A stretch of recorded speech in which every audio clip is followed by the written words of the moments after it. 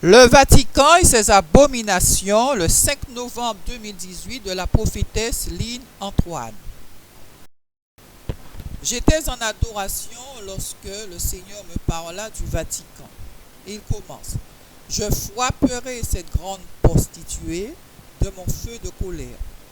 Je détruirai ce lieu, cette ville d'idolâtres. Alors ils sauront que je suis Dieu, le Dieu des dieux. Puis le Seigneur m'a conduit en esprit dans un sous-sol du Vatican.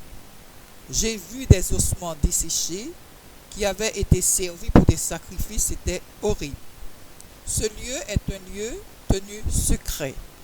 Nous avons passé une grosse porte, puis un portail, pour arriver dans une pièce où ils faisaient leurs sacrifices et leurs rituels en honneur de Lucifer.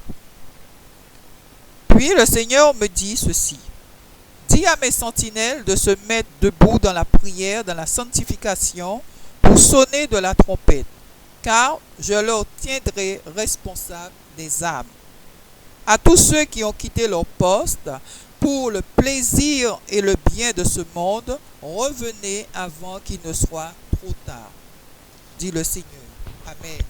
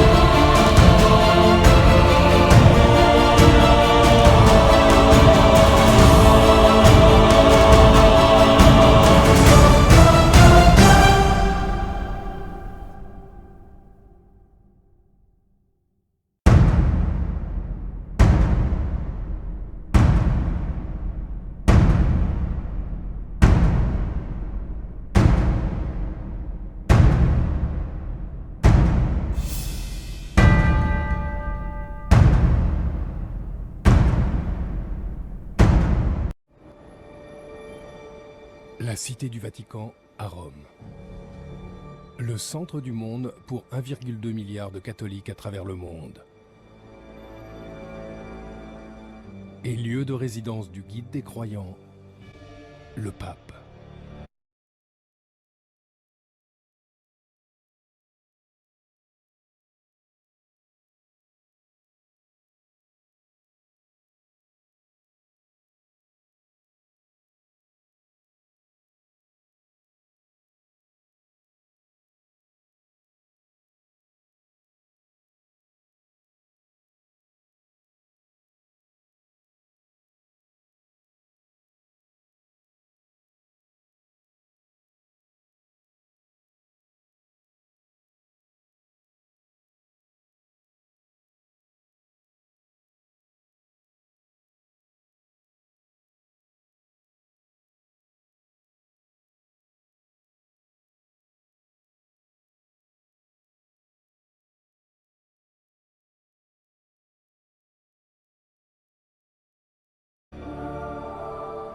Dans cette cité renommée pour ses mystères et ses secrets, il est rare que les éminences accordent des entretiens. Je vous raconte tout.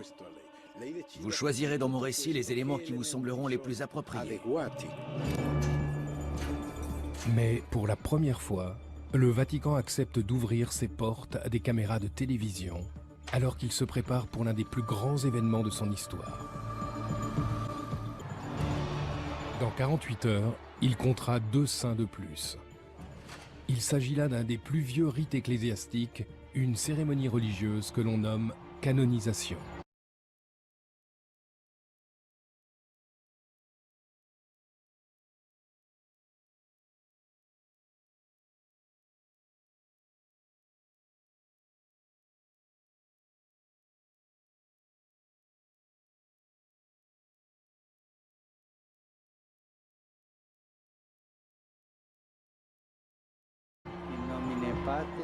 Parmi les invités, des personnes considérées comme des miracles vivants dont l'histoire semble défier toute logique. Le miracle est un fait que la science ne peut expliquer. Le Saint-Père est sur le point de partir.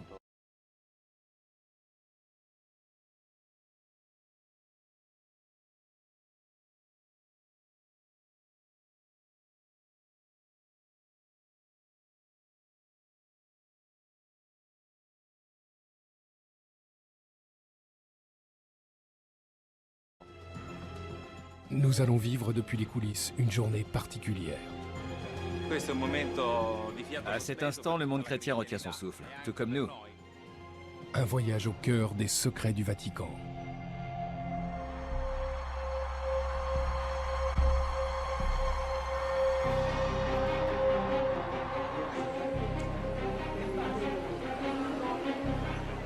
Aujourd'hui, en reconnaissant leur vie vertueuse et leurs miracles restés inexpliqués, l'Église catholique va faire des papes Jean XXIII et Jean-Paul II des saints.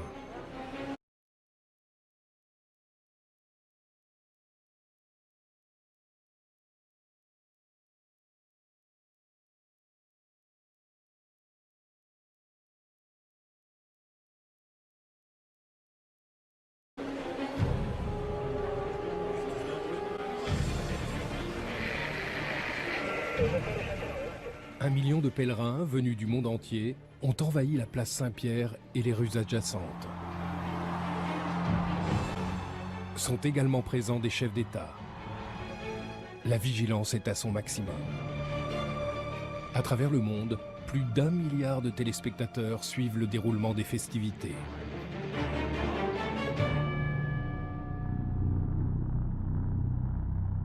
Il y a 2000 ans, le fondateur de l'Église catholique, Saint Pierre, a été crucifié la tête en bas sur une colline des environs de Rome.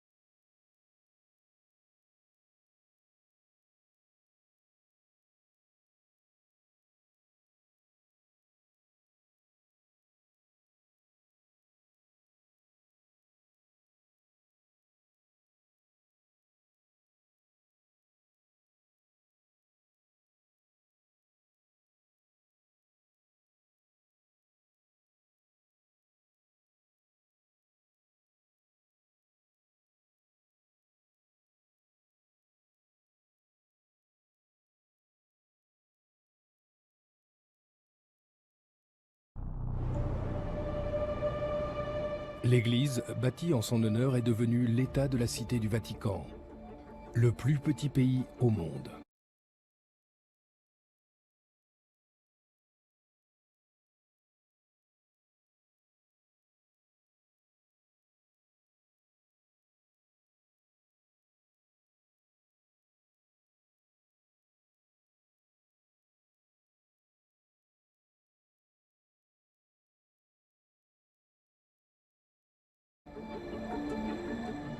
Cette minuscule nation, forteresse indépendante, représente un 8e de Central Park à New York. Elle s'autosuffit, possède sa propre force de police, la Gendarmeria, ses propres services postaux, sa propre banque. La langue utilisée pour les distributeurs est la langue officielle de l'Église, le latin. Cette minuscule cité compte seulement 842 habitants. Elle enregistre étonnamment le taux de criminalité le plus élevé au monde. Les pickpockets y prospèrent. Malgré sa petite superficie, la Cité du Vatican, capitale religieuse pour 1,2 milliard de catholiques, compte parmi les États les plus influents au monde.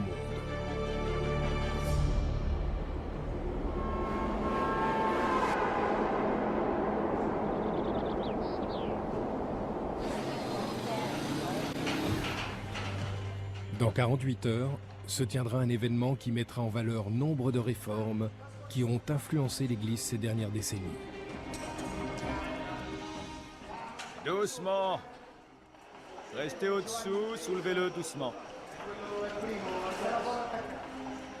Lors d'une cérémonie protocolaire, deux grands réformateurs, le pape Jean XXIII et le pape Jean-Paul II, qui furent tous deux source de changement dans l'Église catholique, seront déclarés saints.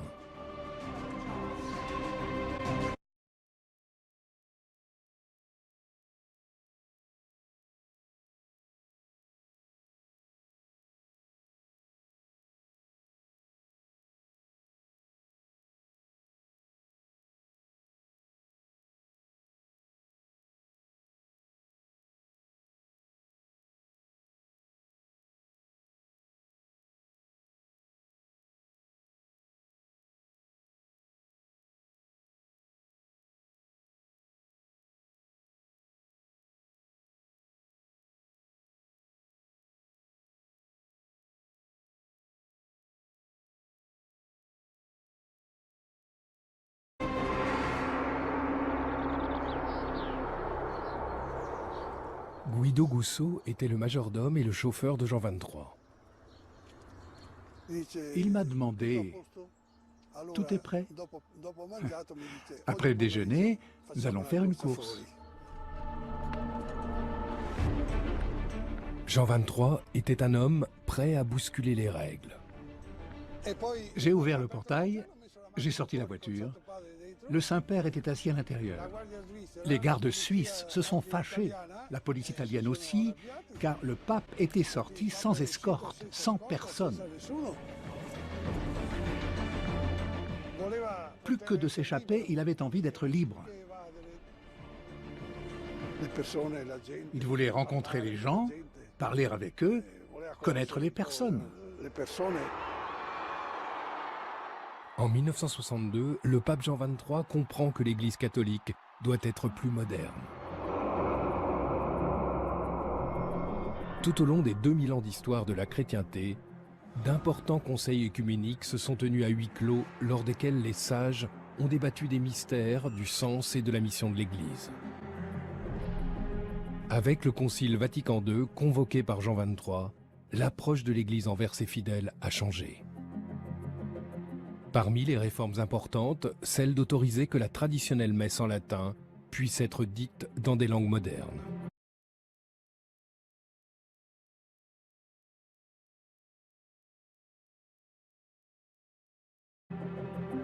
Jean XXIII a révolutionné le langage de l'Église. Il ne s'exprimait pas sur un ton solennel. Il utilisait un langage simple, presque familier. Le Concile Vatican II affirme le droit de chaque individu à adopter la religion de son choix. Mais ces actes de modernisation et de libéralisation ont causé au sein de l'Église de profonds désaccords entre les progressistes et les traditionalistes. On ne peut envisager l'Église actuelle sans le Concile Vatican II. Cela a été une véritable révolution pour l'Église. Jean XXIII a eu le courage de repenser la mission de l'Église actuelle dans notre monde.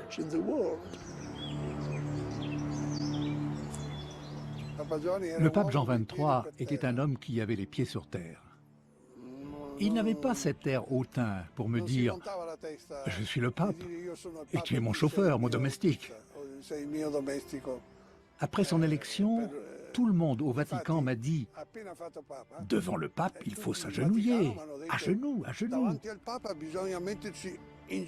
Il a supporté cela seulement le premier jour.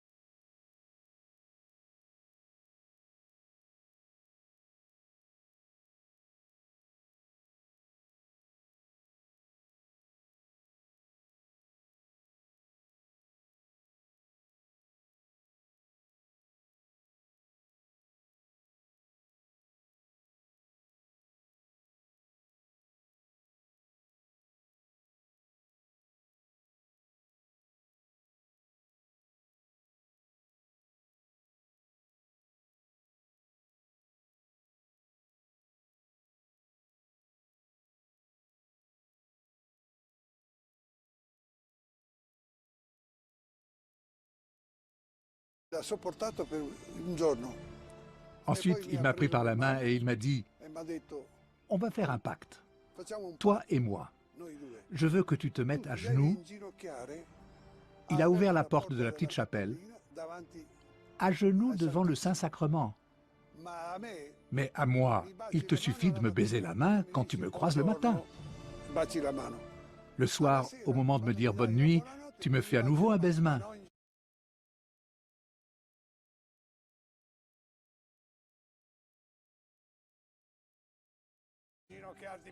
Mais ne t'agenouille plus devant moi, j'en ai assez de te voir comme ça. Alors je lui ai dit, votre sainteté, ici, on me dit de m'agenouiller devant le pape. Et il m'a répondu, mets-toi à genoux à l'église, pas devant le pape. Presque 20 ans plus tard, le pape Jean-Paul II porte cette nouvelle approche progressiste à travers le monde. Il se rend dans 129 pays. C'est le premier pape à être reçu à la Maison-Blanche. C'était sa vie. Prier pour toutes les nations du monde. Une prière géographique. Il connaissait par cœur tous les noms des pays. Il pouvait les énumérer l'un après l'autre. Par ses pensées et par ses actes, il vise à doter l'Église catholique d'une solide base politique et religieuse à travers le monde. Et par là même, il se fait bon nombre d'ennemis.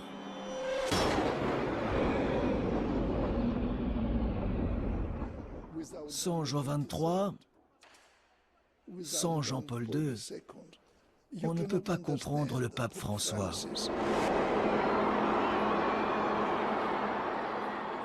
Élu le 13 mars 2013, le pape François poursuit les travaux de ses prédécesseurs. C'est le 266e pape Buonasera. et le premier originaire d'Amérique latine. Et tout comme Jean XXIII et Jean-Paul II avant lui, il vise à conserver une relation forte entre l'Église catholique et ses fidèles. Aussitôt après son élection, il bouscule les traditions établies. Il refuse de résider dans les opulents appartements pontificaux. Il réorganise la direction de la Banque du Vatican décriée et institue une nouvelle façon de gouverner. Les intentions du pape François ne sont pas très bien accueillies par les éminences politiques du Vatican. Et la canonisation de ces deux réformateurs, le même jour, est vécue par certains comme un signe fort. Doucement, doucement, Antonio. Doucement. Un peu plus à droite. Le pape François déclarera saints ces deux papes en reconnaissant leur miracle. Les catholiques croient que le pouvoir divin s'incarne dans une poignée d'élus par le biais de l'accomplissement de miracles.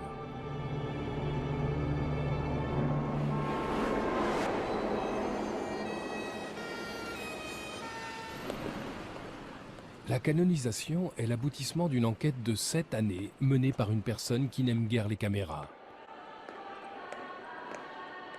Le postulateur de Jean-Paul II.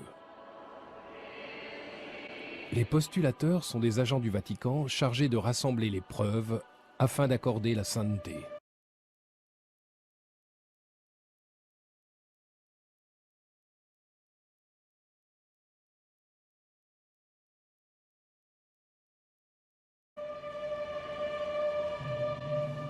Je vais vous conduire au bureau de la postulation. Son nom est Monseigneur Slavomir Oder. Atteindre la sainteté est une procédure mystérieuse.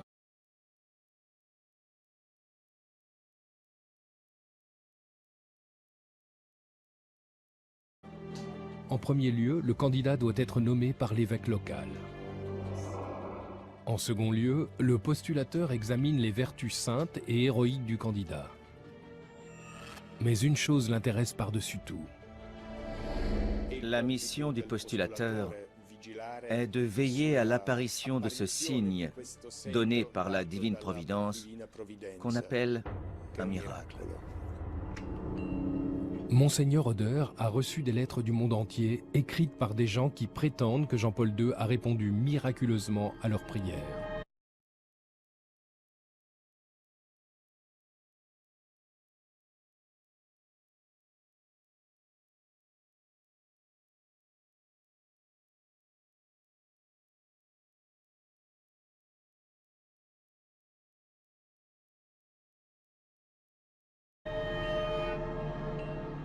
Au milieu de tout ce courrier, il cherche le fait inexplicable qui puisse défier tout raisonnement scientifique. Un miracle est un acte de Dieu, une manifestation de la grâce divine dans la réalité humaine qui défie toutes les lois de la science humaine. Quand l'Église reconnaît ce miracle, cela permet d'entamer le processus de béatification.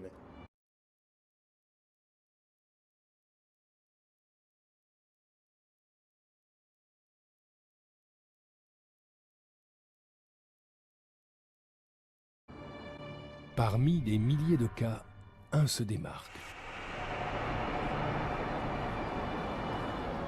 Quelques mois seulement avant le tournage de ces images, la Française sœur Marie-Simon-Pierre était incapable de marcher. Alitée, atteinte de la maladie de Parkinson, elle implore par la prière l'aide de Jean-Paul II. 2 mois après le décès du pape, elle se lève de son lit et se remet à marcher.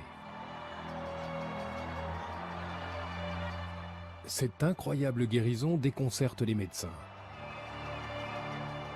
L'Église attribue officiellement ce miracle à Jean-Paul II.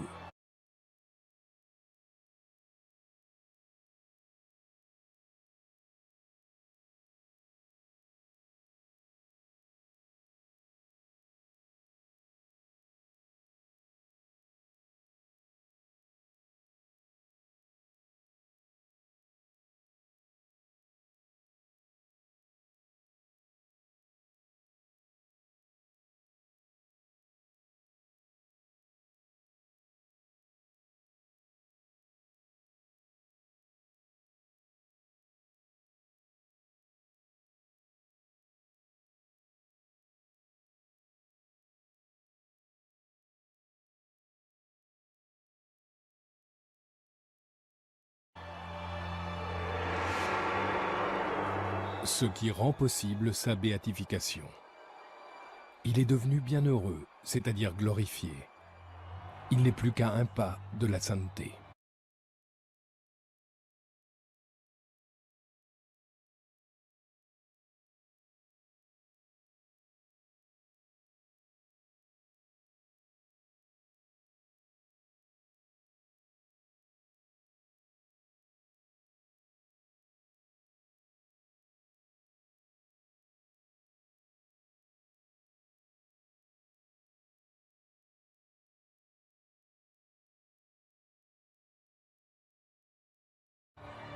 Un seul miracle est nécessaire pour accéder à la béatification. Pour la canonisation, il est nécessaire d'avoir accompli un deuxième miracle.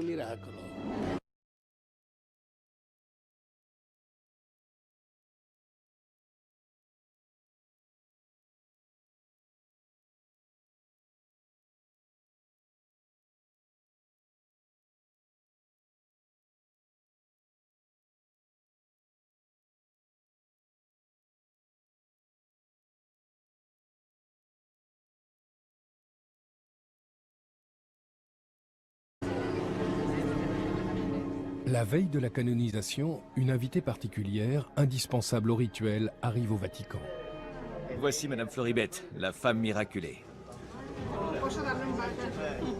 L'Église catholique considère Floribet Moradiaz comme la preuve vivante d'un miracle de Jean-Paul II et la clé de la sainteté du pape.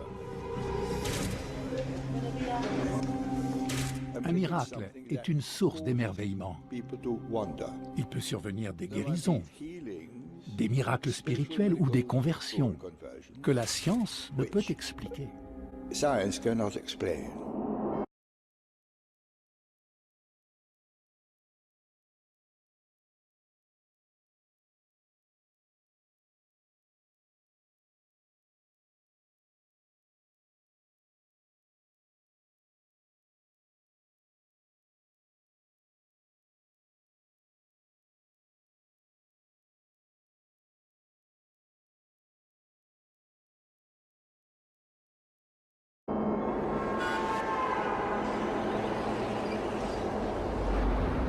Le 8 avril 2011, Floribet est conduite à l'hôpital avec une très forte migraine. Un examen d'IRM indique la présence d'un anévrisme dans la partie droite du cerveau. Elle apprend qu'il ne lui reste plus qu'un mois à vivre. À cette époque, ma fille était au début de sa grossesse. Je me rappelle que Gabriella m'a dit « Maman, tu dois te battre pour guérir. Je veux que tu connaisses mon bébé. » Je ne pouvais pas voir mes enfants souffrir. Ils restaient dans ma chambre. Ils me touchaient, car je n'arrivais pas à comprendre si j'étais endormie ou si j'étais morte. Mourante, Floribet regarde la messe de béatification de Jean-Paul II à la télévision. Je m'adressais toujours à lui. Je lui disais « Mon bon Jean-Paul II, toi qui es si proche de Dieu, dis-lui que je ne veux pas mourir. Je veux vivre pour mes enfants. Ils sont ce qu'il y a de plus important pour moi. Mes enfants et ma famille, c'est ma priorité. »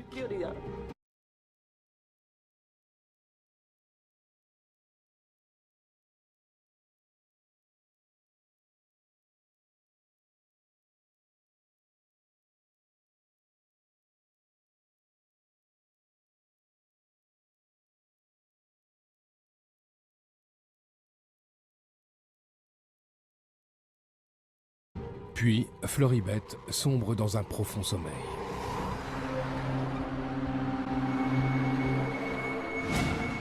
Ce jour-là, je me suis réveillée à 8 h du matin en me sentant différente. J'ai entendu cette voix qui me disait « Lève-toi » et elle a répété « Lève-toi ». Sa santé s'est améliorée. Un nouvel examen d'IRM révèle que l'anévrisme a disparu. Jamais on n'a vu un anévrisme guérir spontanément. Le Vatican invite Floribet à Rome pour se soumettre à une batterie de tests.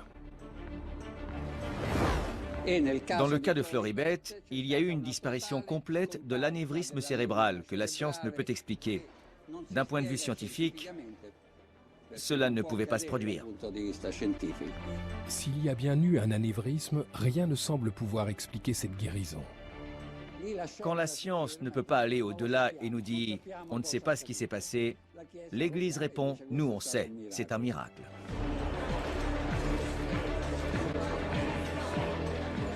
Ce miracle a été décisif pour la canonisation de Jean-Paul II.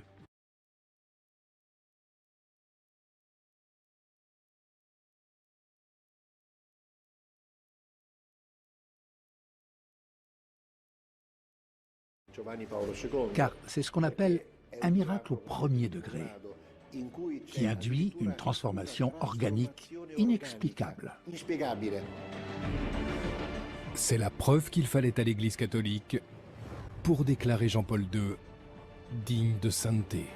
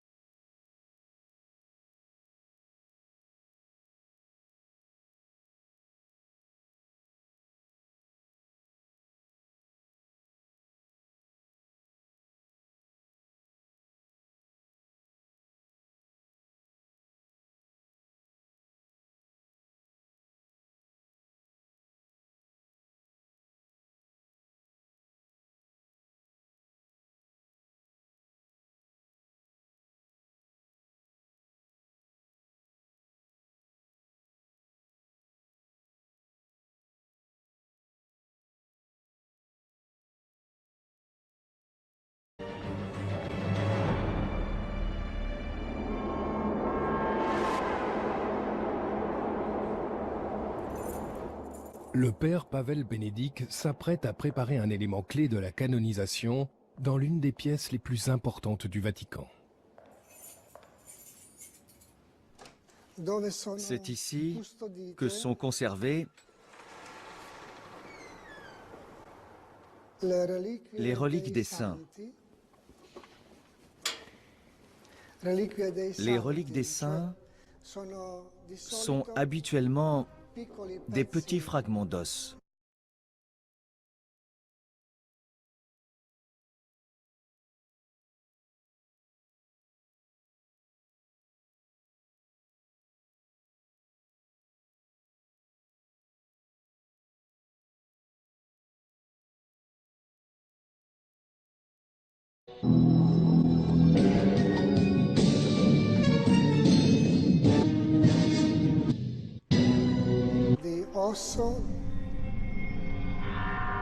Il s'agit de fragments des corps de saints, des fragments de crâne, d'oreilles, de mains, de dents, qui ont été récoltés durant 2 millénaires. Voici un fragment d'os de Sainte Jeanne Jugan, une sœur qui a consacré sa vie aux pauvres et aux vieillards. Voici un fragment du corps de Saint Jean-Gabriel Père Board, un missionnaire français exécuté par les Chinois en 1840. Il a été torturé, attaché à une croix, puis tué par strangulation.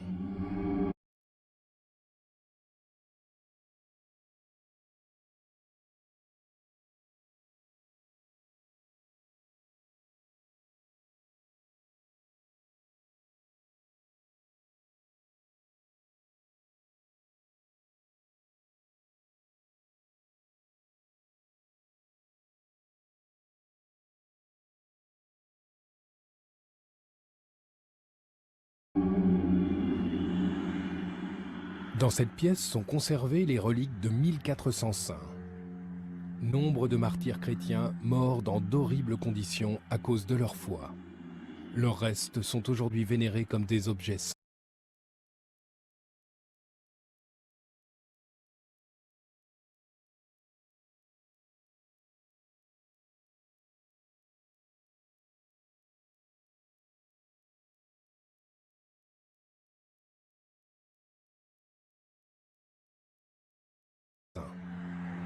Les reliques des saints sont extrêmement importantes.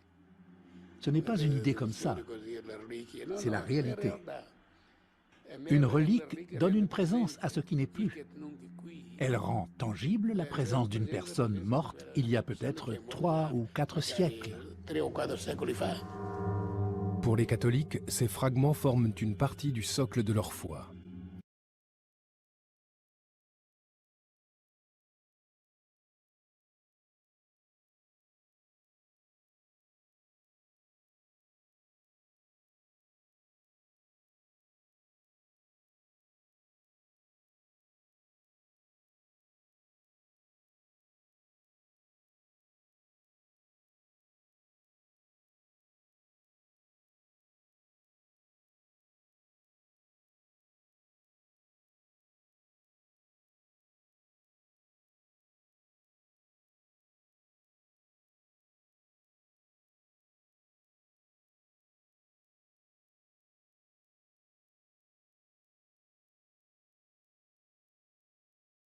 Ces reliques sont les signes d'une histoire vivante.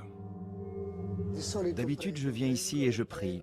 Je prie les saints qui sont ici et qui nous ont précédés dans l'éternité. Je prie et je demande de l'aide.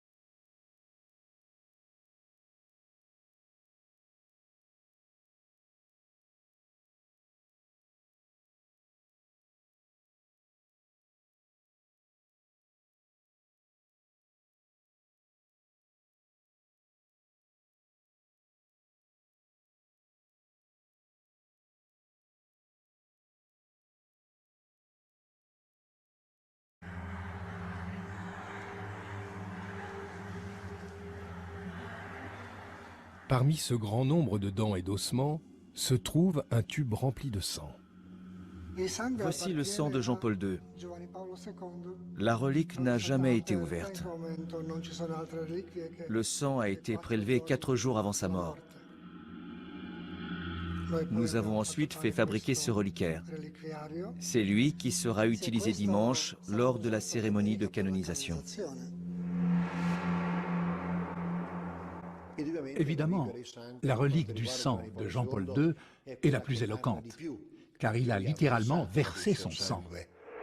La relique du sang de Jean-Paul II est la plus éloquente, car il a littéralement versé son sang. La relique du sang de Jean-Paul II est la plus éloquente, car il a littéralement versé son sang.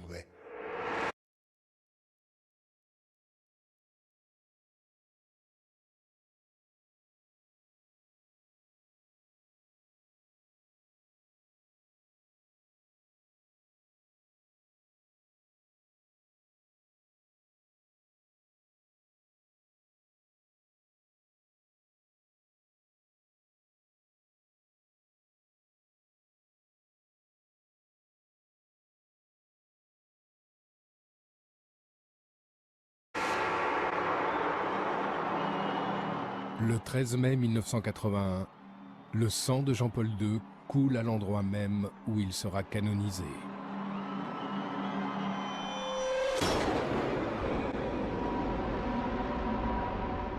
Soudain, on a entendu des coups de feu. Un inconnu tire à 2 reprises sur le pape.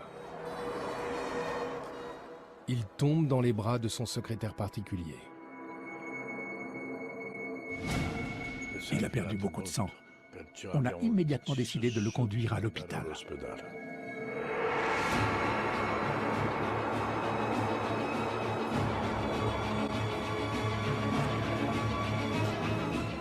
Tandis que les chirurgiens s'activent, il perd pratiquement les 3/4 de son sang. John Paul II remains in surgery in a hospital in Rome. He's been in surgery now almost 3 hours. Les médecins n'entendaient presque plus battre son cœur.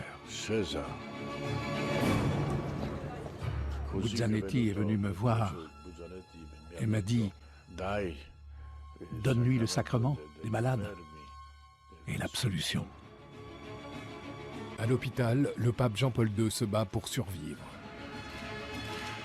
Le tireur, lui, est arrêté.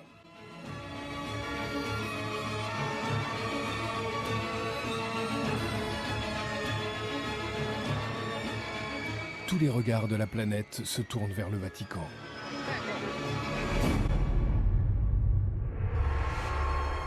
Le lendemain matin, après l'opération, le monde entier attend des nouvelles de Jean-Paul II. The news is that the Pope is having a very good recovery from 5.5 hours of surgery. Alors qu'il se rétablit, alité, le pape commence à relier cette agression à l'une des prophéties les plus mystérieuses de l'Église catholique. Selon la tradition catholique,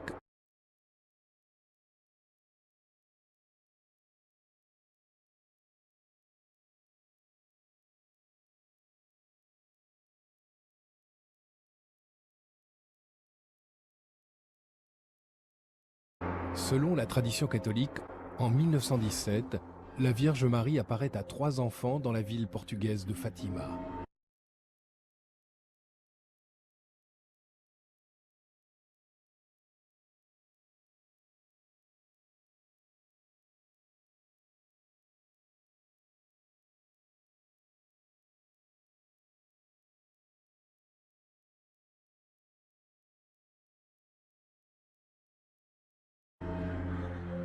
Elle leur révèle 3 prophéties, 3 secrets, qui sont couchés sur le papier, mis dans des enveloppes scellées et envoyés au Vatican. Le premier des secrets est une vision de l'enfer. Le second enseigne la façon dont les pécheurs peuvent se racheter. Le troisième reste dans son enveloppe, à l'abri au cœur du Vatican.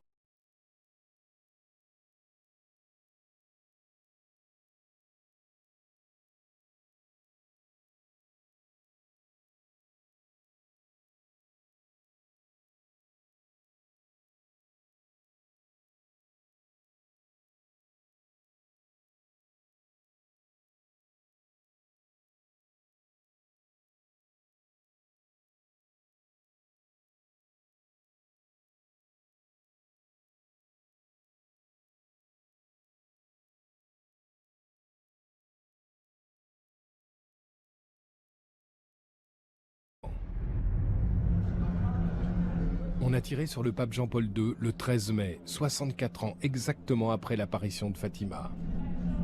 Le pape a alors demandé qu'on lui apporte l'enveloppe qui était scellée depuis 1942. Il ouvre l'enveloppe et lit le 3e secret de Fatima. Tout à coup, 2 balles le percutèrent.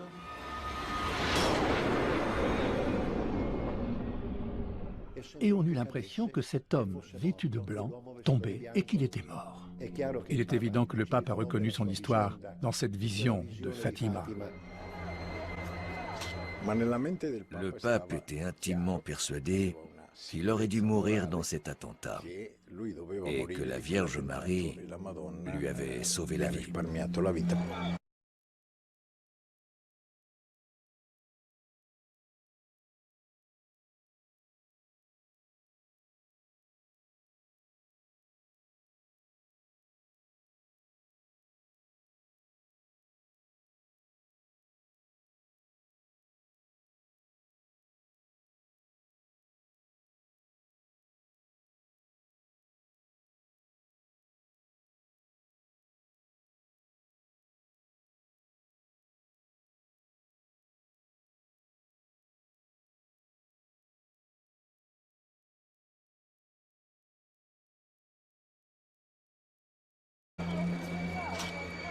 Pour beaucoup de catholiques, cette prophétie est une preuve supplémentaire de la sainteté de Jean-Paul II et d'un destin guidé par la divine providence. Après la tentative d'assassinat sur la personne de Jean-Paul II, le Vatican a renforcé sa sécurité. Aujourd'hui, rien ne sera laissé au hasard.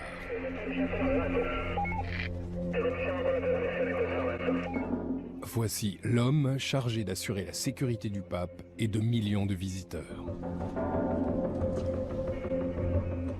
Bonjour, monsieur. Bonjour. Giuseppe Moschita est sous-préfet de police à Rome.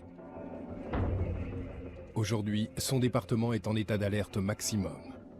Parmi les 5 millions de visiteurs attendus, il pourrait y avoir une personne représentant une menace pour le pape. À quelques heures de la cérémonie, la place Saint-Pierre et les alentours devront être évacués et sécurisés.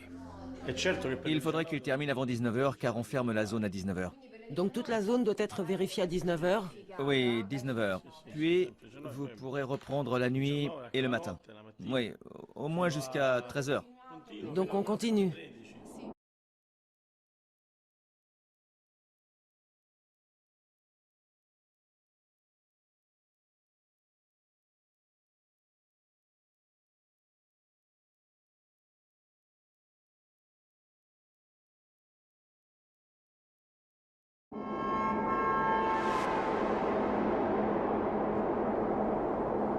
La police de Rome est en charge de la sécurité publique. À l'intérieur des murs du Vatican, le pape a sa propre troupe d'élite, la garde suisse. Ils ont juré de sacrifier leur vie pour protéger le Saint-Père. La garde suisse, à l'origine, était composée de mercenaires entraînés pour servir de bouclier humain. Nous sommes dans la caserne de la garde suisse, à l'intérieur de la cité du Vatican. Elle est composée de différents bâtiments. On compte actuellement 110 gardes. Leur uniforme traditionnel est toujours fait sur mesure, à la main. Le travail est compliqué parce que l'uniforme se compose de 154 pièces. Mais ces uniformes sont seulement des tenues d'apparat. La plupart du temps, ils assurent la protection rapprochée du pape en civil. L'armurerie de la garde suisse est remplie d'armes qui sont principalement utilisées lors des cérémonies. À l'instar des gardes du corps du pape, ils sont entraînés au combat rapproché.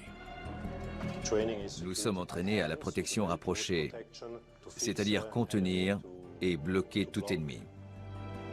En 1527, 147 gardes sont morts pour protéger le pape Clément VII d'envahisseurs qui avaient percé les défenses du Vatican.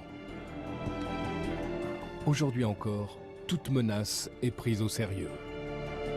Nous devons éviter toute attaque contre le Saint-Père. Nous collaborons donc avec les forces du Vatican et la police italienne.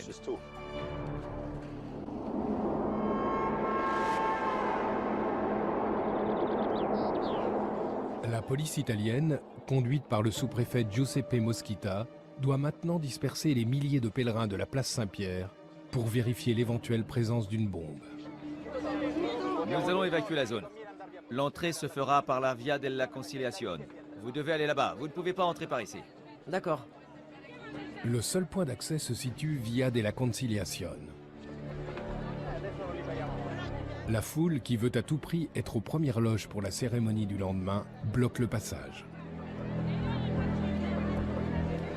Attends. Bloque-les, on doit libérer le passage. Attends, je te le dis maintenant. À 13 h de la cérémonie de canonisation, la police ne peut accuser aucun retard dans cette importante procédure de contrôle. Alors? Leur tourne. Le sous-préfet Moschita doit faire appel à des renforts. Qui est le chef d'équipe? Il y a 4 personnes là. Messieurs, laissez passer, il faut avancer. Avancez, s'il vous plaît. Avancez. Avancez. Désolé, vous ne pouvez pas rester ici. Merci. Merci. Tandis que la foule se disperse, les forces spéciales commencent l'inspection, y compris des lieux insoupçonnés. Giovanni Petrocci est chargé de sécuriser les zones les plus dissimulées. Un labyrinthe de tunnels situé sous la place. L'officier ne porte aucune sorte de protection et ignore ce qu'il pourrait rencontrer.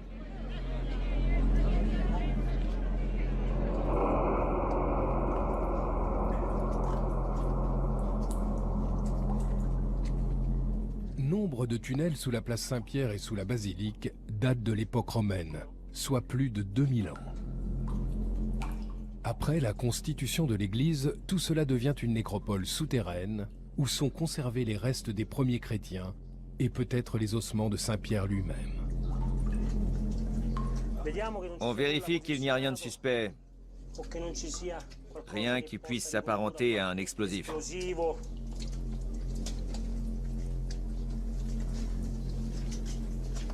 Regarde cette bouteille là-dessous. Il y a des traces d'activité humaine. Il y a quelque chose dedans? Non. Très bien.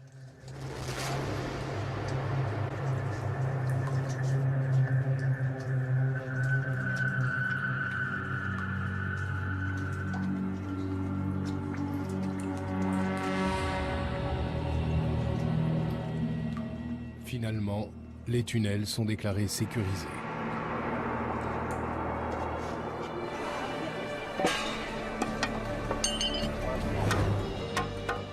Les accès sont scellés au fer à souder pour empêcher toute intrusion.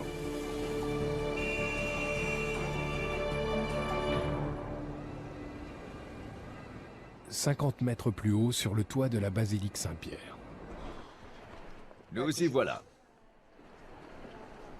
Andrea Benedetti, chef d'équipe des ouvriers de la basilique, vérifie une dernière fois qu'aucun intrus n'a pénétré dans ce tunnel de maintenance secret. À droite, nous avons le toit de la chapelle del Coro. Des caméras sont autorisées à filmer ici pour la première fois. C'est un privilège unique que d'avoir une telle vue de la basilique, loin du parcours habituel des touristes.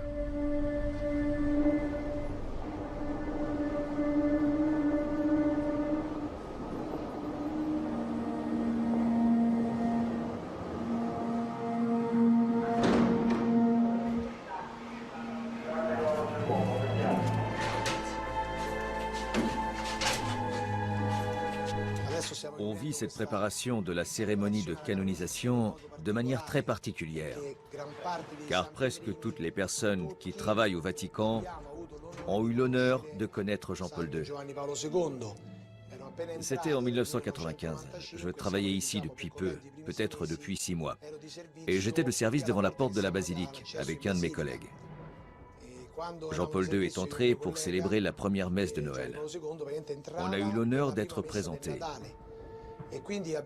Il nous a salués, et la première chose qu'il m'a dite, quand je suis allé le saluer, il m'a dit « Merci ». Je vous laisse imaginer l'émotion que j'ai ressentie.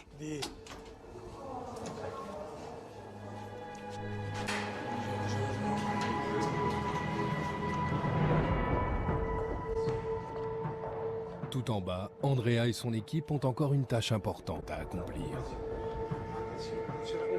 Ils doivent remplacer l'inscription sur la tombe de Jean-Paul II par Sanctus, le mot latin pour saint. Fais une petite marque sur le côté. Ça y est, t'es prêt Mauricio? Attends, t'es prêt?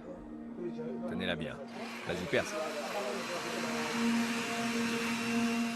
Il y a 500 ans, d'habiles architectes lancent la construction de ce vaste édifice. Les matériaux utilisés proviennent des ruines de la Rome antique.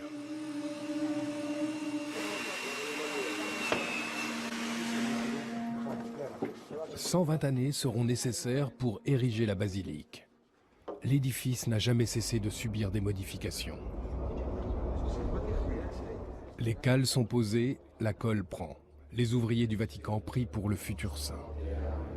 Saint Jean-Paul II, priez pour nous. Puisse Dieu Tout-Puissant, par l'intercession de Saint Jean-Paul II, vous bénir et vous protéger au nom du Père, du Fils et du Saint-Esprit. Amen.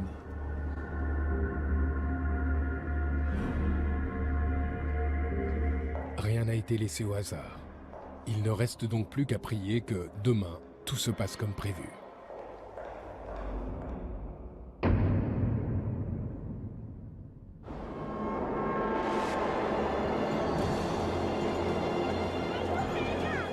À 3 heures du matin, les portes de la place Saint-Pierre s'ouvrent. 1 million de pèlerins se bousculent afin d'être les mieux placés. Ils sont prêts pour 6 heures d'attente inconfortable.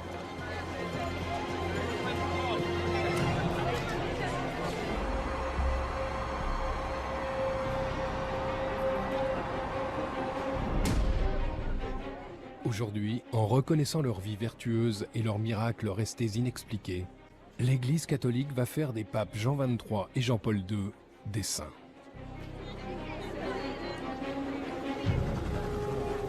Des hélicoptères de la police se déploient pour surveiller cette immense foule.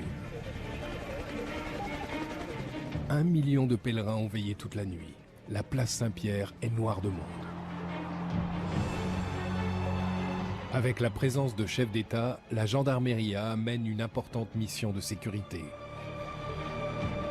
Et les snipers de la police se mettent en position.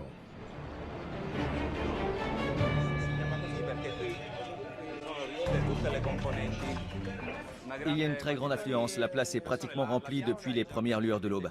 Et depuis 2 heures, la Via della Conciliazione est remplie aussi. Les accès ont été fermés aux alentours de 8h30. C'est exact. Nous attendons maintenant le début de la cérémonie. Parfait. Parfait. Parfait, bien reçu. Là, ces gens sont en train de prendre un selfie. 1 million de visiteurs sont présents à Rome pour la cérémonie. Et plus d'1 milliard de personnes à travers le monde suivront le direct, relayé par satellite en haute définition et même en 3D. Pour le moment, tout se déroule comme prévu. J'espère que tout va bien se passer, que les caméras vont marcher, les satellites aussi. Seul le CTV, le centre de télévision du Vatican, retransmet l'événement. Il exerce un contrôle strict de l'image publique de l'Église diffusée à travers le monde.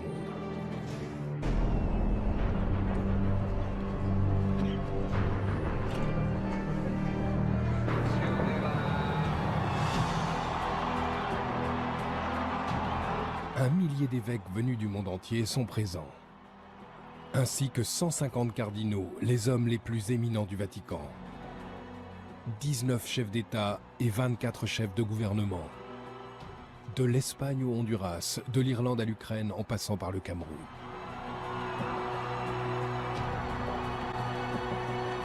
Une multitude de personnes qui en attendent une seule. Le pape François. Depuis une salle de contrôle secrète au cœur du Vatican, la gendarmeria suit le parcours du pape. Bloquez la circulation. C'est le moment où le pape est le plus exposé. La voiture démarre. Le 112 à toutes les unités, le Saint-Père est sur le point de partir. Au 112, bien reçu. Durant 3 minutes, tout mouvement au cœur de la cité du Vatican est proscrit. Le temps que le pape rejoigne la basilique Saint-Pierre pour la cérémonie.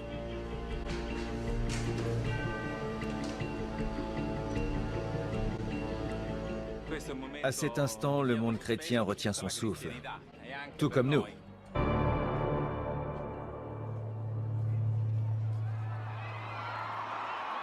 Avec l'arrivée du pape François, la longue attente prend fin.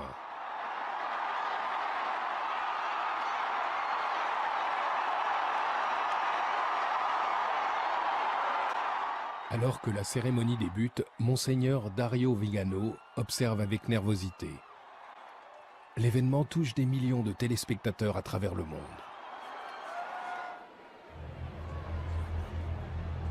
Floribette Mora-Diaz, touchée par le miracle, s'approche. Elle a prié Jean-Paul II pour guérir l'anévrisme au cerveau qui, selon les médecins, allait la tuer.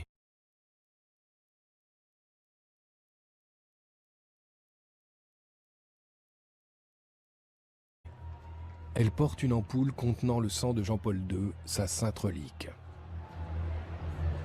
Elle présente l'ampoule au pape, qui la bénit d'un baiser. Pour les catholiques, cette relique est le symbole de la vie éternelle de Jean-Paul II.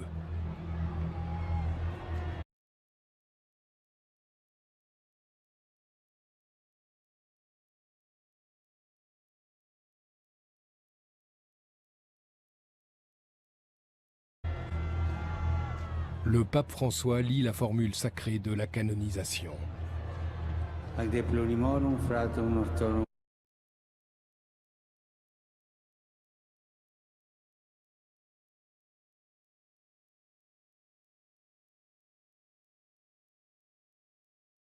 consilio beatos Ioannem vicesimum tertium et Ioannem Paulum secundum Sanctos in nomine Patris et Filii et Spiritus Sancti.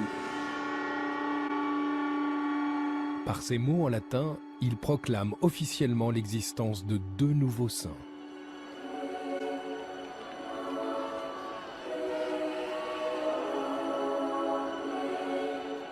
Le sang de Jean-Paul II et un fragment de peau de Jean XXIII seront conservés précieusement au sein du Vatican. Les reliques des 2 nouveaux saints seront vénérées par des millions de personnes à travers le monde.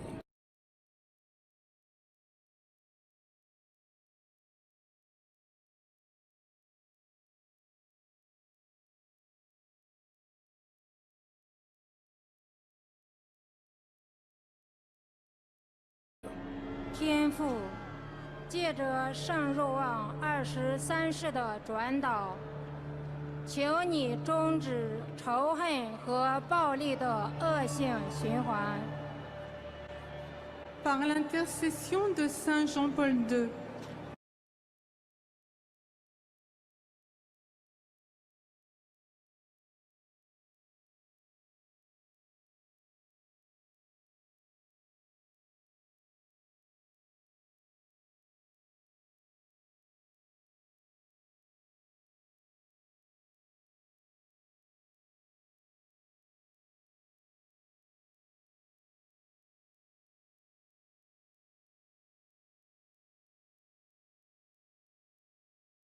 par l'intercession de Saint Jean-Paul II, suscite toujours la passion pour la dignité de l'homme.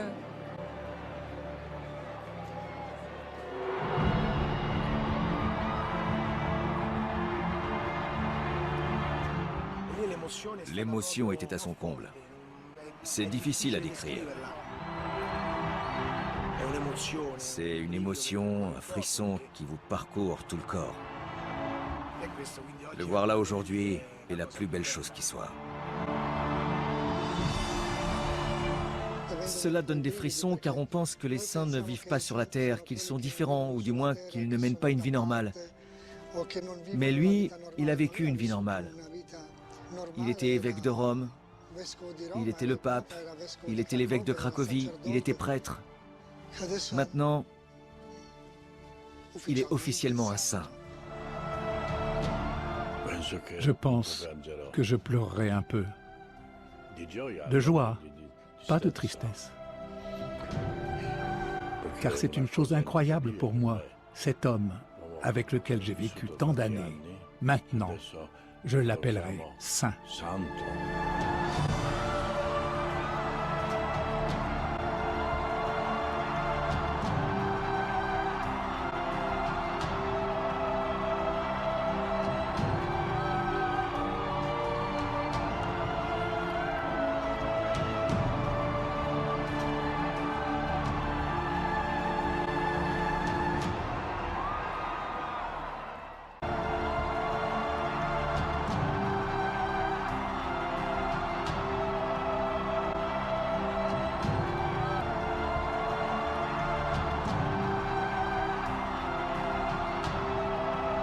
Le chant suivant est très controversé. Il y a des gens qui prétendent que le texte de ce chant est un moyen d'adorer Satan. Une explication pour mieux comprendre. Quand dans ce chant, il chante Lucifer qui signifie étoile du matin, cela pourrait représenter soit Jésus-Christ, soit Satan. Ne vous faites pas une opinion tout de suite. Je vais vous montrer un certain nombre de choses que vous n'avez probablement jamais vues jusqu'à présent. Plus tard, avec les commentaires, faites-moi savoir ce que vous en pensez. Mais tout d'abord, voici le chant extrêmement controversé.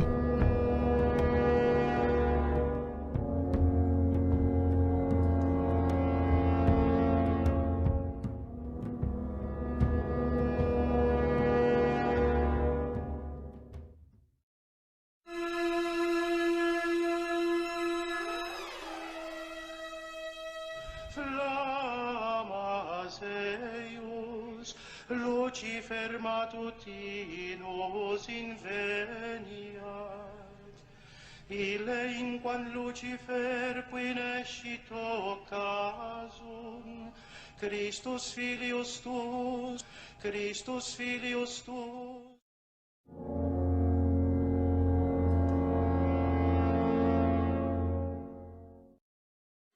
Ille inquam Lucifer qui nescit occasum, Christus filius tuus.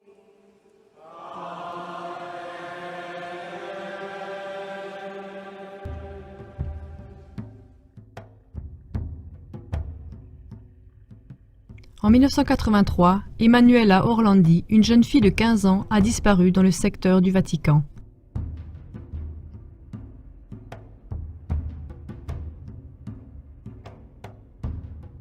Des prêtres ont maintenant avoué qu'elle a été kidnappée pour des orgies sexuelles du Vatican.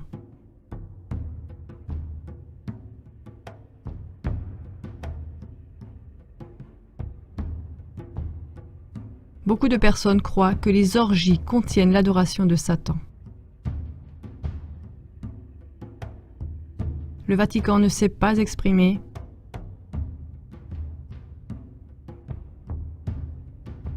Mais le temps devient court.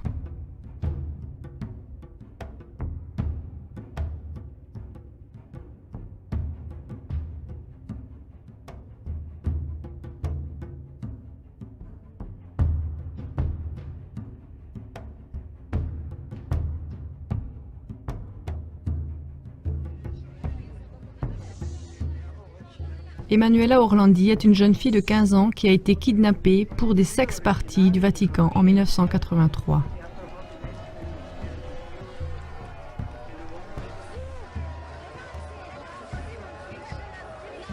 Les gens sont indignés et exigent des réponses parce que le Vatican essaye d'échapper au scandale.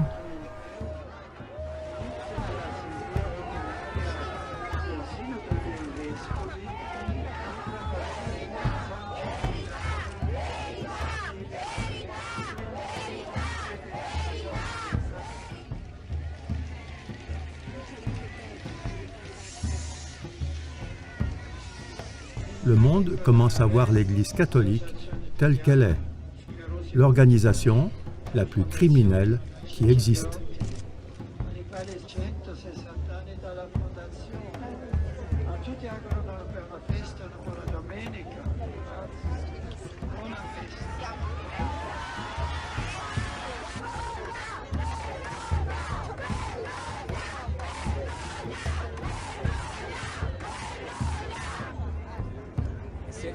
Si c'est vrai qu'elle n'arrête pas de dire des choses comme ça, je regrette, je ne comprends pas. Ils ne comprennent pas qu'ils sont en train d'instiller le doute dans l'opinion publique vis-à-vis d'eux. Il suffit de très peu pour rassembler énormément de croyants. Tous ces croyants qu'ils sont en train de perdre.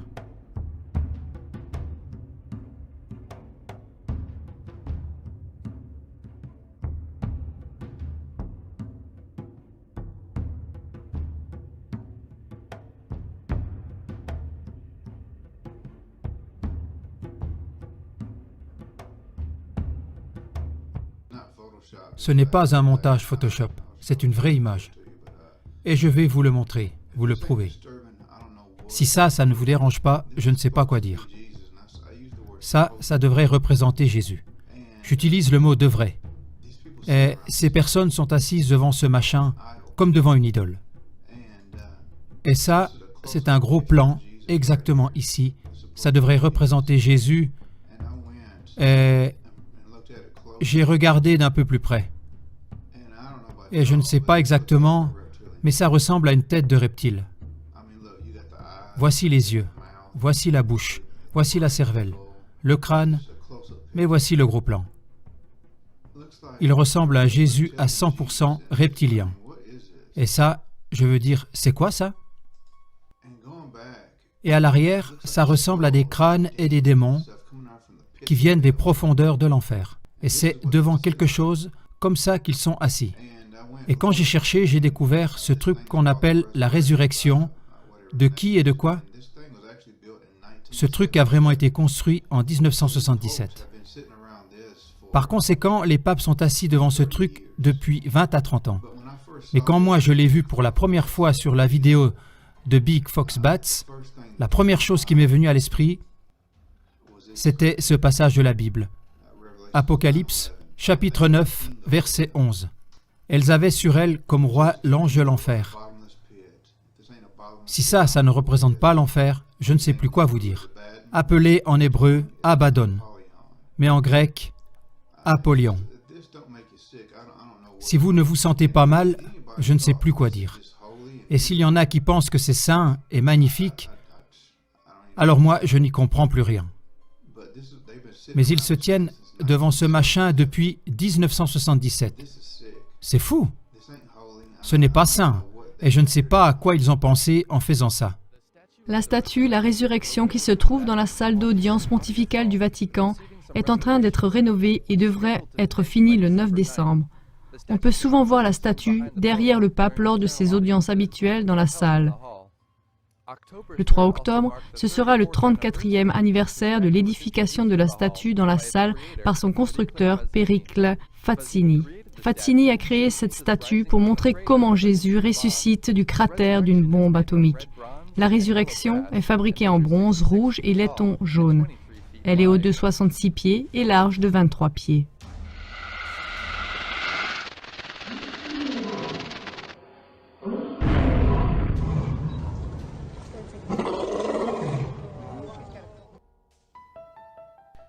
Dernièrement, l'exorciste suprême du Vatican a dit que le diable est au Vatican.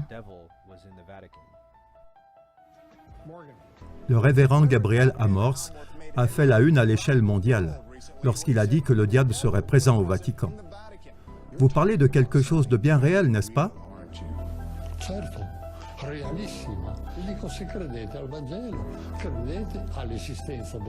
Tout à fait, bien réel.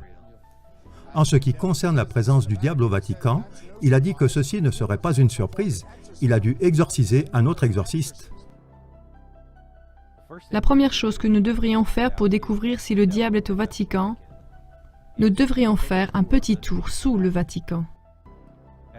Quand nous arrivons au-dessous du Vatican, nous voyons qu'il est divisé en plusieurs salles qui sont marquées par des lettres, comme on peut le voir sur ce plan. Nous allons maintenant explorer quelques-unes de ces salles. Commençons ici avec la salle C. Quand nous regardons dans la salle, nous voyons que ceci est une mausolée de Lucius Tullius Zetus. Le Vatican continue et explique que cette salle a été utilisée pour apporter des sacrifices aux morts. Nous lisons. Ici, on voit la face nord et le sol en mosaïque. Dans les angles du sol en mosaïque se trouvent 8 carrés de marbre avec des trous circulaires dans lesquels on versait les offrandes pour les morts pendant les rituels de sépulture qui avaient lieu dans la salle de sépulture. C'est donc une salle où on a offert des sacrifices aux morts. Ça, c'est grave dans le catholicisme. En regardant dans la salle suivante, la salle E, on voit un vase avec le visage de la méduse. Il se trouve une méduse sous le Vatican. Encore une fois, la question se pose. C'est un vase et il est conservé sous le Vatican. Ce serait facile de l'enlever. On se dit, si le Vatican était une église sacrée, il l'enlèverait. On pense que sous le Vatican, on conserve des choses sacrées pour Christ et pas des dieux étrangers ou des idoles ou des images d'autres dieux. Si on continue à la salle H, on voit que c'est le mausolée. C'est un des mausolées les plus grands et les plus luxueux sous le Vatican, sous la basilique Saint-Pierre. Il est écrit qu'il a été construit au début de la deuxième moitié du IIe siècle, pendant le règne de l'empereur Marc Aurèle, et qu'il était la propriété d'un affranchi de la grande famille des Valéries. Et si nous entrons dans ce mausolée, nous voyons qu'il y a beaucoup d'idoles de l'ancien empire romain. Nous nous demandons, pourquoi conserve-t-il ces idoles sous la basilique Saint-Pierre? On pourrait penser que s'ils étaient chrétiens, ils voudraient se débarrasser de telles choses. Je ne peux pas imaginer que quelqu'un qui a une vraie église voudrait héberger des idoles dans son église, particulièrement des idoles païennes provenant d'une époque passée. Mais c'est le Vatican qui héberge beaucoup de dieux païens sous la basilique Saint-Pierre. Ici, on a une idole qui est exposée par le Vatican. C'est la tête d'un enfant en stuc doré. Et la boucle de cheveux est typique pour une personne qui était consacrée dans le culte d'Isis. Et cette idole en particulier est l'idole d'un garçon qui était consacré dans le culte d'Isis. Si on regarde dans cette salle, on voit plusieurs stucs qui décorent les murs. Ici, c'est une personnification d'Océanus. Tu te souviens que le livre de l'Apocalypse dans le Nouveau Testament dit qu'une bête sort de l'océan. Donc nous nous demandons, pourquoi le Vatican a-t-il ces idoles sous la basilique? Pourquoi les conserve-t-il? Si c'était une vraie église, il ne pourrait pas les garder en prétextant que c'est pour l'amour de l'art, spécialement dans le contexte de toutes les choses mauvaises qui se passent au Vatican. Et comme l'a dit le prêtre tout à l'heure, le mal existe, le diable est réel, il l'a admis, mais l'hypocrisie est qu'ils ont toutes ces images et ces idoles mauvaises sous le Vatican, sous la basilique Saint-Pierre. Nous voyons aussi 2 silhouettes Gender, avec des ailes de chauve-souris, représentées sur les murs. Encore une fois, on dit que c'est une église sacrée et un lieu sacré.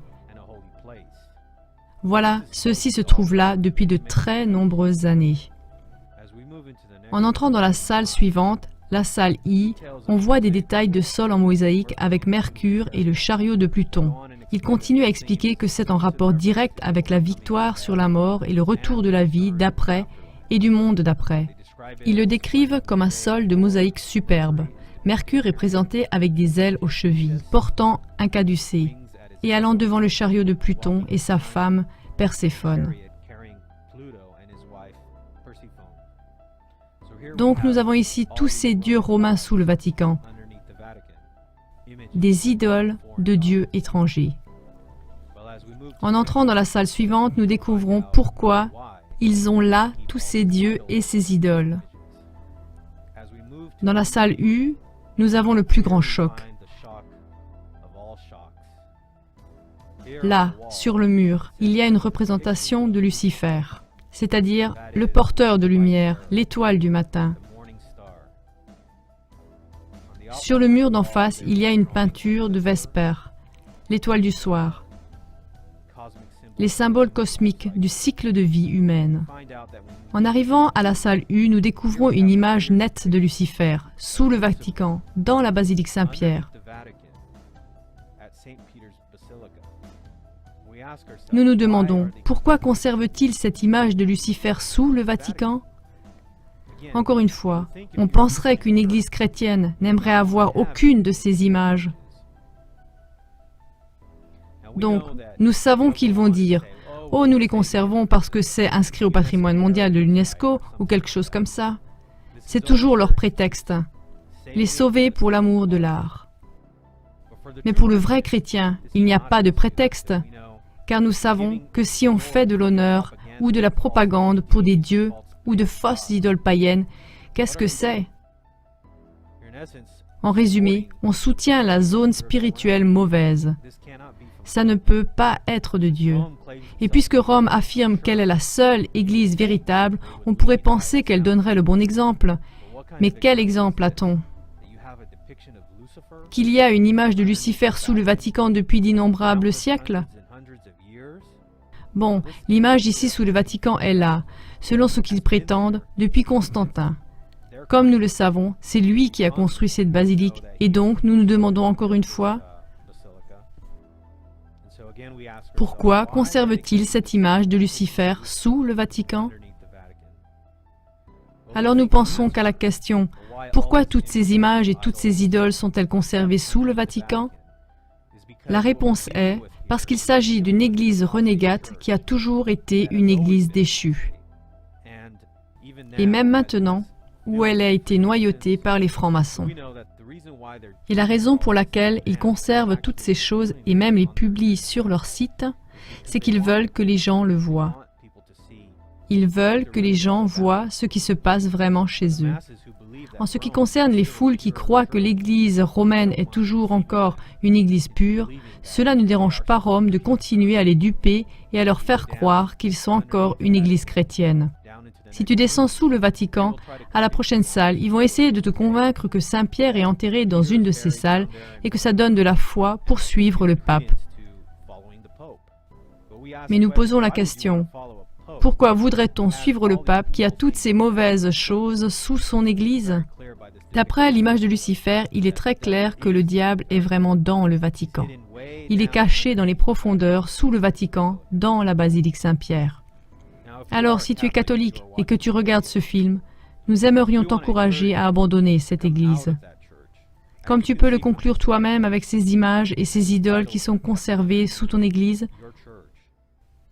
nous espérons que tu réfléchis de façon lucide sur ces choses et que tu te poses la question, si mon Église est une vraie Église, pourquoi encourage-t-elle ces choses? Pourquoi veut-elle même que les gens voient ces choses?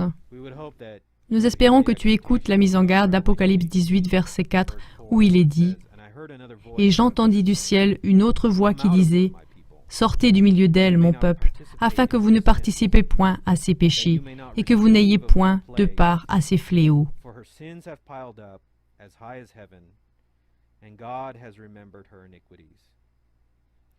Et nous pouvons imaginer quelles choses se passent sous le Vatican, en secret, quand personne ne les observe. Et nous voulons dire, à la fin de ce film, que le jugement de Dieu tarde. Et quelquefois, il tarde très longtemps. Mais si son jugement arrive, espérons qu'il ne sera pas trop tard pour toi. Que tu sois chrétien, catholique ou athée, ne reconnais-tu pas le mal qui prospère dans le Vatican et dans l'Église catholique tout entière? Il suffit de cliquer sur Vatican Crimes dans Google et tu vas reconnaître que ces gens ne sont pas de Dieu.